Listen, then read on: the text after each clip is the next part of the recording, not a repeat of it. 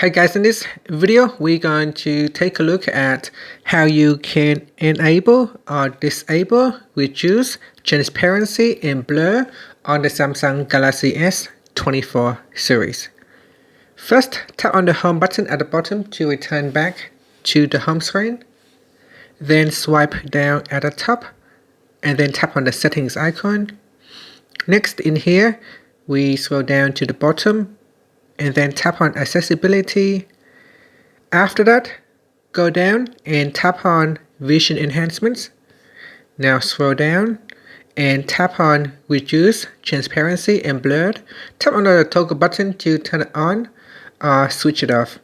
When you turn this on, your phone will reduce visual effects and on dialogues and menus to make them easier to see.